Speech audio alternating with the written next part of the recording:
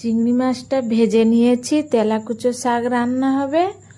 কড়াইতে প্রথমে তেল দিচ্ছি, 5 ফোঁটন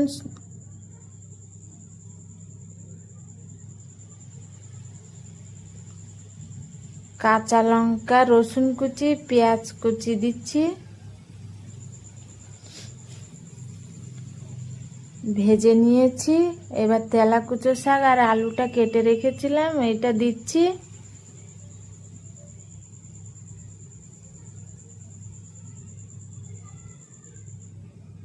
লবণ দিচ্ছি, হলুদ দিচ্ছি। এবার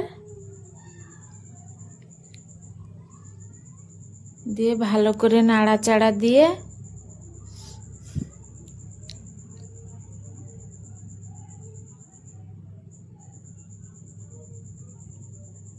এবার নাড়াচাড়া দেওয়া হয়ে গেছে। এবার চিংড়ি মাছটা ঢেলে দেব।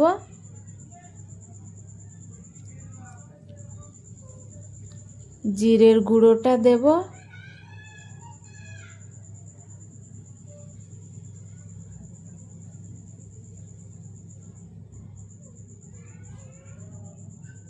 দিয়ে ভালো করে কষিয়ে নিয়েছি।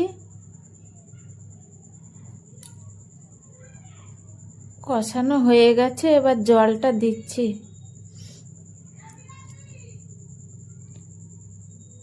ঢাকা দিয়ে রাখবো। এবার কিছুক্ষণ পরে ঢাকা খুলে হয়ে গেছে তেলাকুচো শাক রান্না।